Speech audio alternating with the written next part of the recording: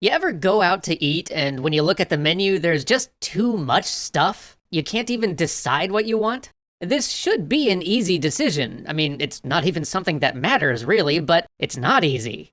Well, avoiding that very dilemma is a huge challenge for game designers.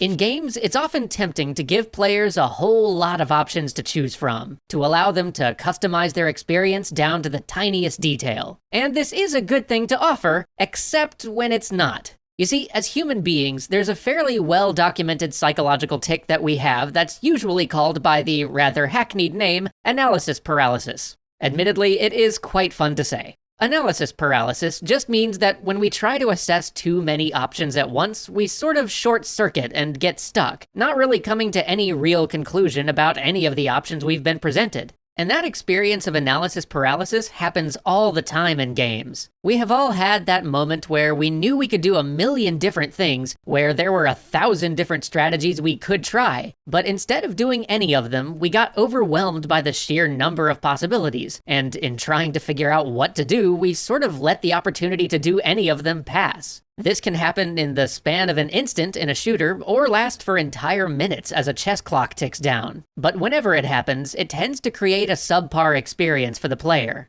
As designers, we know that the more choices the player has, the more varied they are and the harder they are to calculate, the more likely this paralysis is to occur. So we often try to find ways to segment a player's choices, to limit their scope, or to help the player establish goals that make on-the-fly decision-making easier. Starcraft is a great example of this. In the beginning of the game, the designers massively limit the scope of the player's choices. You simply can't build most things early on. Your choices are segmented. Rather than just choosing which of 100 units you want to build first, you build one of a dozen or so buildings. And then within that one building, you are given access to maybe 4 units, which is a much easier choice to tackle. And as you develop your base, you start to formulate an overall strategy that allows you to make decisions faster. If you're going for an aerial assault strategy, you don't have to spend much time thinking about all the upgrades available for tanks. But analysis paralysis isn't the only form of overload that designers face.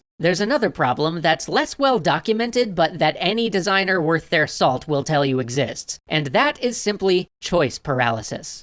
Analysis paralysis comes from trying to analyze too many possible options, from trying to make the best choice within a complex data set. Choice paralysis comes a step before that, where the mere act of making a choice seems daunting or overwhelming even before the player tries to analyze it. This gets back to our restaurant menu from the beginning. Choosing off of a big menu board isn't difficult. You're not overwhelmed by trying to assess the best possibility. In fact, it's a choice that you may not even care about that much. And yet, you stand there trying to decide, or you pick something at random just to get the decision over with. Or, worse still, maybe you walk away and you go eat somewhere you're used to, where it's easier to make up your mind. This happens not because of any calculus your brain is trying to do, but simply because the menu board is so big and filled with stuff that it feels overwhelming. And this same phenomenon happens in games. The classic example is character creation. If you go back to a lot of your 80s or 90s CRPGs, you'll see that they begin with a character creation screen filled with all sorts of stat choices, abilities to select, sometimes even starting gear to pick.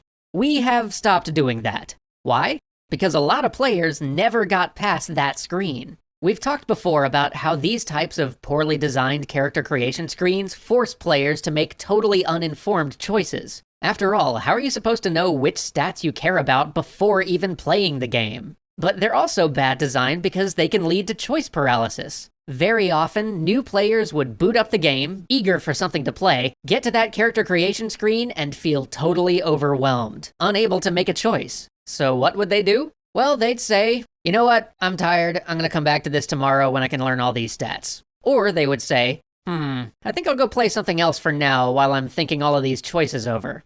And the player would go play something else, and just like being overwhelmed by a restaurant menu and then going to eat somewhere more comforting and familiar, many players just never ended up coming back to that first game. So does this mean that we simply have to make our games less complex? Well, that might be a good idea for a lot of other reasons, but choice paralysis isn't necessarily about complexity. It's not about the choices themselves, it's about the way those choices are presented. So, how do we make our choices seem less overwhelming?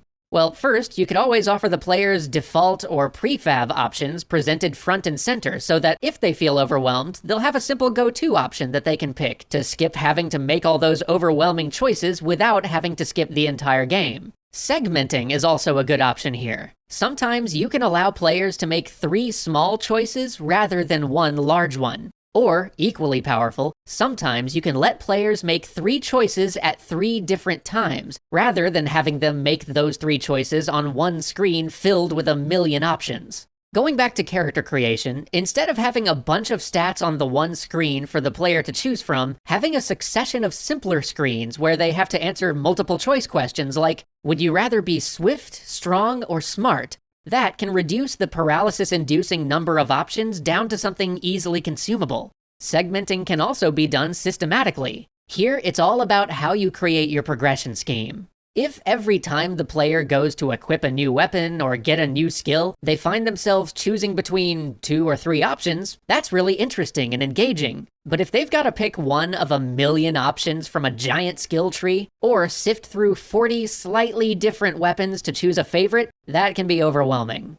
Layering is also a good option. If you're making a shooter, there are probably dozens of stats that go into creating each gun. Even just the scatter on the bullets could be broken down into a bunch of different substats. Base scatter, aim down sight scatter, crouch scatter, prone scatter, walk scatter, run scatter, and so on. But if you were to show the player all of that information, they would probably get overwhelmed right away and just go back to what they were using before. Or they would say, screw it, I am just gonna play around with this thing and see how it feels, I guess. But instead, if you just show them a single scatter stat, that number, even though it's a simplification, is gonna feel way more straightforward, and the player will be able to more easily use it to make a choice. And if you want, you can then put in a mouse over or a submenu where the player can see the more detailed stats, providing your players with all the tools they need to understand your game at a very deep level without presenting an overwhelming mass of information up front. So if you ever find yourself presented with an in-game menu and you find you simply can't make the choice being asked of you, especially if you don't even feel like taking a crack at making that choice, don't worry, that's probably not on you. Now, before we go, I do have one quick little announcement. I am going to be stepping away from the channel and moving on soon, as will Carrie, the channel's editor and producer. In fact, this is going to be my last Extra Credits episode. You'll still be hearing me in Extra History episodes for a little while, and also one other short run of videos that just hasn't started yet, but in short, we are moving on to our next adventure. And actually, we're not even going very far. Not only are we still going to be making stuff for the Extra Play channel, which is probably going to get renamed soon, but I'm also planning to take that Extra Frames animation series that I've been doing here and relaunching it as its own new channel. It'll probably be a little while before that part happens, but we'll make some sort of announcement here when it does. I'm really excited about it. For now, I just wanted to say thanks so much to all of you for watching all of these years and making this such a wonderful thing to get to do. It has meant the world to me to know that so many people care about this thing I started doing as a college project. Leaving this behind is very, very hard, but I'm looking forward to what comes next, and I hope all of you will too. And don't worry, we are leaving this lectern in some very good hands. This is Matt. Say hello, Matt. Matt is going to be taking over for us, and although he may not be a Dan, he is still a very good fellow, so everybody be nice. I was originally planning to use this outro music for the series finale, but what the heck, let's just use it now. Thanks again, everybody, for everything, and I hope I'll see you around.